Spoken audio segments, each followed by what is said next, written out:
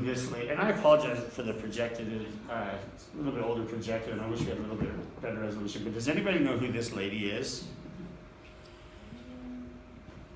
Familiar? She's the only key.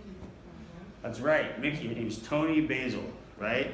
So that one-hit wonder from the 1980s, Hey Mickey, right?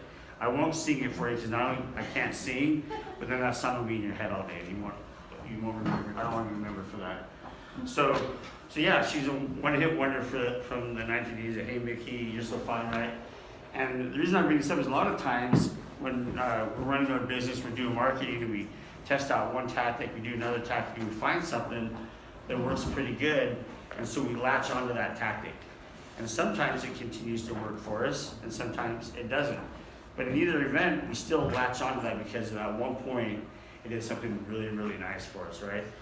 But the problem is, even if it continues to work, it's still not optimizing what we could be getting out of all the marketing efforts and budget we could be doing. Instead, we want to be like this guy, right? We know this guy, Will Smith, right? He's a Fresh Prince of Bel-Air. And interestingly enough, he was on track to also be a one-hit wonder. He had that hit song, Parents Just Don't Understand, right?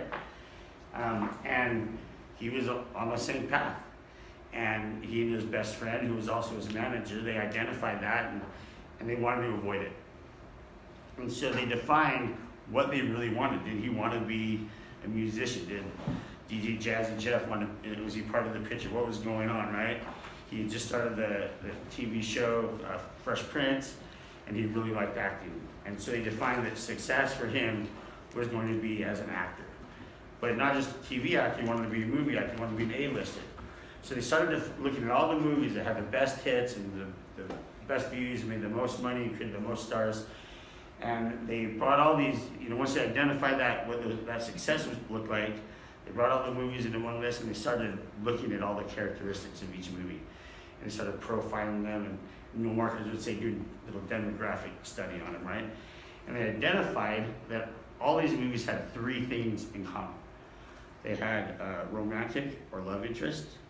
There's some science fiction element to it, and monster types, right? So let's look at his early movies, right? Independence Day, Men in Black, Hancock, I Am Legend, all these meet those requirements. And eventually, what? He's an A-lister, right? He can do any movie he wants. He can do things like Concussion now, right? And still make millions of dollars, right? So we want to be like Will Smith. All right, our high school students, great. So we want to be like Will Smith. Will Smith's success is not by chance. It's not on accident. Very much on purpose and methodical.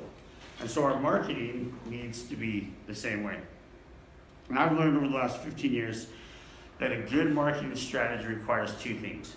One, you've got to create a culture of execution, and you have to be able to reflect your ideal buyers.